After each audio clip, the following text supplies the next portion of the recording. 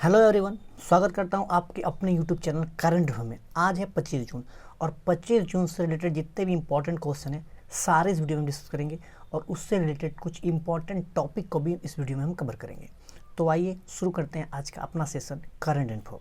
हमारा आज का पहला क्वेश्चन है, हाल ही में अंतर्राष्ट्रीय ओलंपिक दिवस कब मनाया गया? यहाँ पर थोड़ा अंतर्राष्ट्रीय का स्पेलिंग मिस्टेक है।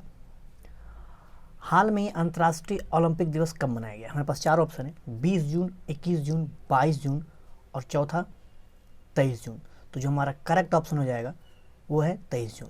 23 जून को हाल ही में अंतर्राष्ट्रीय ओलंपिक दिवस मनाया गया। 23 जून को हाल में ही अंतर्राष्ट्रीय ओलंपिक दिवस मनाया गया। अच्छा, ये मनाया क्यों जाता है? तो दुनिया भर में जितने भी खेल है और खेल से जुड़े लोग हैं उन्हें बढ़ावा देने के लिए, लोगों को बढ़ावा देने के लिए, खेल को बढ़ावा देने के लिए ये अंतर्राष्ट्रीय ओलंपिक दिवस मनाया जाता है। हमारे जीवन में खेल का क्या महत्व है, क्या फ़ायदे हैं, इसके बारे में यह दिवस हमें डिटेल में बताता है। इसलिए हर साल 23 जून को अंतर्राष्ट्रीय ओलंपिक दिवस मनाया जाता है। तो आया है डे वाला क्वेश्चन। तो जून महीना में जितने भी इंपॉर्टेंट क्वेश्चन हैं आपको सारे एक बार रिवीजन कर लेने चाहिए।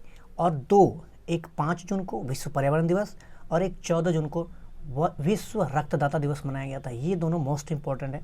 आपको ऐसे सारे क्वेश्चन याद रखने हैं, पर बेसिकली आपको ये दोनों माइंड में रखने हैं।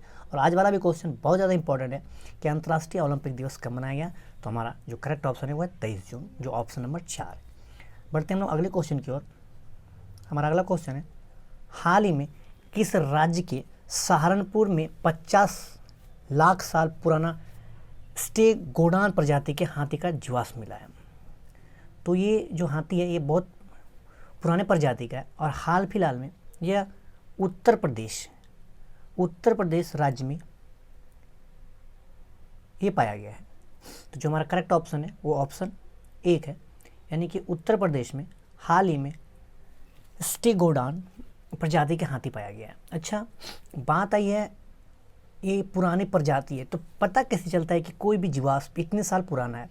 तो जो एक रेडियो कार्बन डेटिंग प्रणाली है उसके माध्यम से कोई भी जीवाश्म का पता लगाया जाता है कि वो कितने साल पुराना है। अच्छा, बात आई उत्तर प्रदेश। तो उत्तर प्रदेश की राजधानी लखनऊ, जो गोमती नदी के किनारे बसा हुआ है, वहाँ के सीएम योगी जी जो काफ़ी चर्चा में रहते हैं, और वहाँ के राज्यपाल आनंदीबेन पटेल। कौन है? आनंदीबेन पटेल। तो आपको इतनी सारी बातों को इस क्वेश्चन के माध्यम से याद रखना है। चलते हम लोग अगले क्वेश्चन की ओर। हाल ही में गीता पासी को किस देश में अमेरिका का राजदूत बनाया गया? तो अभी बहुत बार क्वेश्चन में हम लोगों ने डिस्कस किया था कि भारत के राजदूत किस देश में बने, कौन बने। तो आज के क्वेश्चन में एक अमेरिका का राजदूत, अमेरिका ने अपना राजदूत किस देश से बनाया है गीता पासी को? तो जो हमारा करेक्ट ऑप्शन हो जाएगा वो हो जाएगा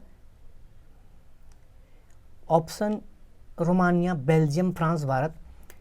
यहाँ पर फिर से टाइपिंग मिस्टेक है, इथोपिया हुआ। इथोपिया ऑप्शन में है ही नहीं, चलिए कोई बात नहीं। जो इसका करेक्ट ऑप्शन होगा वो हो जाएगा इथोपिया। इथोपिया में गीता पासी को अमेरिका ने अपना राजदूत बनाया है। अच्छा, बात आई इथोपिया की, तो वहाँ की राजधानी क्या है? अदिस अबाब। क्या है? अदिस अबाब। वहाँ जो मुद्रा चलती है बीम कह के है कुछ, वो चलती है। और वहाँ के जो पीएम है एबी अहमद अली है। कौन है? एबी अहमद अली। अच्छा, पिछले क्वेश्चन में हम लोगों ने बहुत बार डिस्कस किया कि भारत के राजदूत कुछ कुछ देशों में अपॉइंट किए गए। जैसे रवीश कुमार को फिनलैंड में अपना राजदूत बनाया गया है, राहुल श्रीवास्तव को रोमानिया में बनाया गया, संतोष झा को बेल्जियम में बनाया गया, और स्विट्जरलैंड में मोनिका मोहता को भारत ने अपना राजदूत अपॉइंट किया है। तो भारत ने किस देश में किसको अपना राजदूत अपॉइंट किया है, ये सारी बातों को आपको जहन में रखने, याद रखने। बढ़ते हैं हम अगले क्वेश्चन की ओर।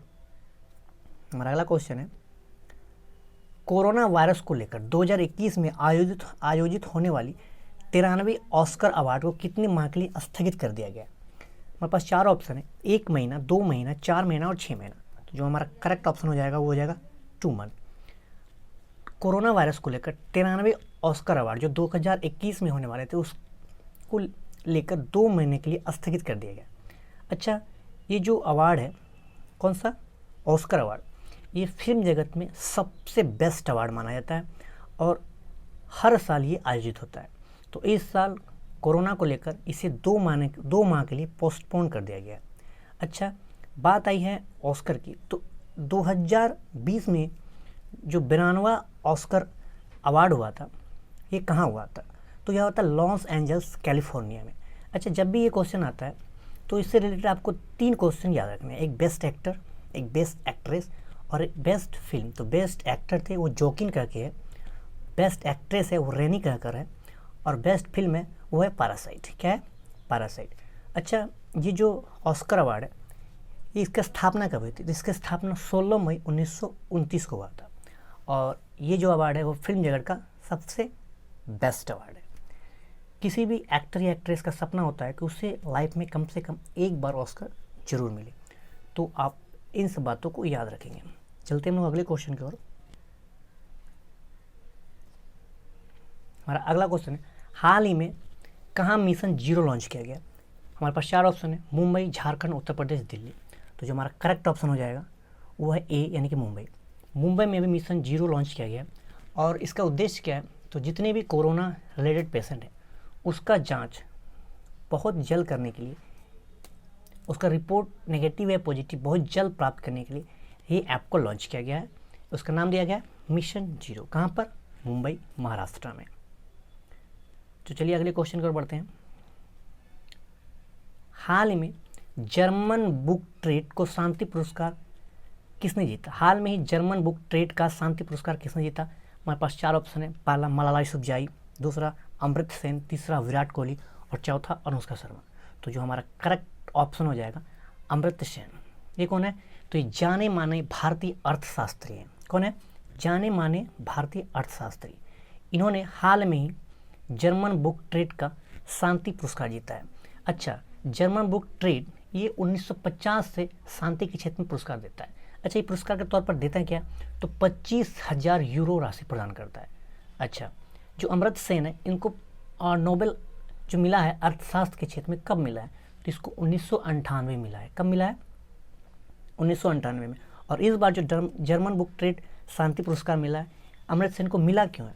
तो इन्होंने सामाजिक असमानता, शिक्षा और स्वास्थ्य जैसे मुद्दों को बहुत तगड़े तरीक़ा से पेश किया है, उन्हें हटाने का बहुत प्रयास किया है, उस मुद्दों पर चर्चा किया है, बहुत सारे जो इशूज है उसको इन्होंने उठाया है।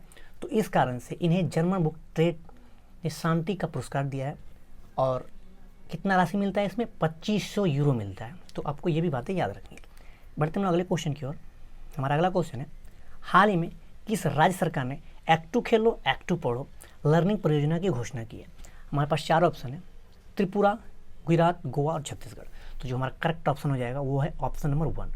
त्रिपुरा गवर्नमेंट ने हाल ही में act to Khelo act to पढ़ो लर्निंग परियोजना का घोषणा किया।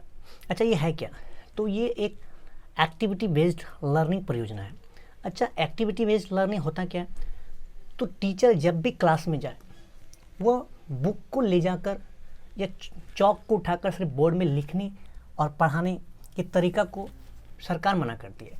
चौक पर बोर्ड से चौक पर लिखना तो कोई भी कर सकता है, एक आम इंसान भी जाकर चौक और किताब उठाकर आराम से पढ़ा सकता है। लेकिन एक्टिविटी बेस्ड जो शिक्षा है उस पर आजकल हमारी सरकार जोर दे रही है, और NCF नेशनल कैरिकुलम फ्रेमवर्क 2005 भी लर्निंग एक्टिविटी जो शिक्षा है उस पर जोर देती है।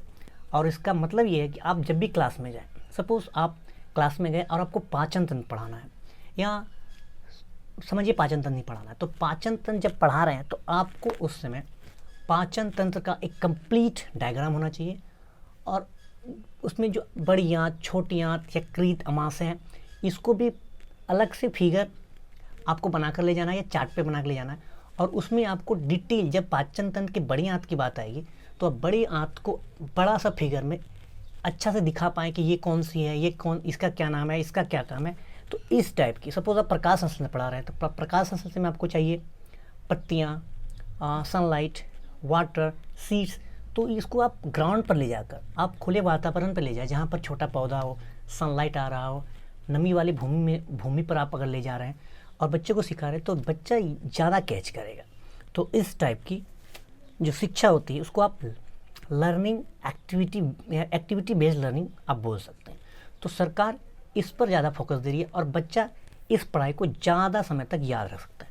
तो त्रिपुरा सरकार ने हाल ही में act to Khelo act to पढ़ो लर्निंग परियोजना का घोषणा की है। तो एक्टिविटी बेस्ड लर्निंग आप समझ गए होंगे। अच्छा, बात आई त्रिपुरा। तो त्रिपुरा की राजधानी अगरतला। यहाँ के सीएम कौन है? विप्ल कुमार देव। और यहाँ के राज्यपाल हैं रमेश बैस। तो इस क्वेश्चन से आपको इतनी सारी बातों को जहन में रखनी। बढ़ते हम लोग अगले क्वेश्चन की ओर। हमारा अगला क्वेश्चन है, हाल ही में किस बैंक ने स्वास्थ्य कार्ड लॉन्च करने की घोषणा की है? यहाँ पर 4 ऑप्शन है, yes bank, SBI bank, HDFC bank और आईसीआईसीआई बैंक। तो जो हमारा करेक्ट ऑप्शन हो जाएगा yes bank. Option number 1, yes bank ने हाल ही में स्वास्थ्य कार्ड लॉन्च करने की घोषणा की है। अच्छा, यस बैंक की स्थापना कब हुआ था? तो इसकी स्थापना 2004 में हुआ था और इसका हेडक्वार्टर फिलहाल मुंबई में है और इसके जो वर्तमान में सीईओ है वो है प्रशांत कुमार। तो आपको इतनी सारी बातों को ध्यान में रखनी है। बढ़ते हम लोग अगले क्वेश्चन की ओर। हाल ही में किस राज्य ने शहरी गरीबों के लिए मनरेगा पहल की शुरुआत की है? तो ऊपर 4 ऑप्शन है, बिहार, झारखंड, पश्चिम बंगाल, गोवा। तो जो हमारा करेक्ट ऑप्शन हो जाएगा वो है झारखंड। झारखंड सरकार ने शहरी लोगों के लिए, जो शहर में भी गरीब लोग रहते हैं और उनके लिए रोजगार मुहैया कराने के लिए सरकार ने मनरेगा की पहल शुरू की है और की है झारखंड ने। बात है झारखंड की। अच्छा, सबसे पहले इसका उद्देश्य क्या है? तो शहरी क्षेत्रों में जितने भी बेरोजगार हैं उन्हें रोजगार देने के लिए सरकार ने ये कदम उठाया ताकि उन्हें कुछ रोजगार मिल सके। अच्छा, बात है झारखंड की। तो झारखंड राजधानी रांची। यहाँ के सीएम हेमंत सोरेन, राज्यपाल है द्रौपदी मुर्मू।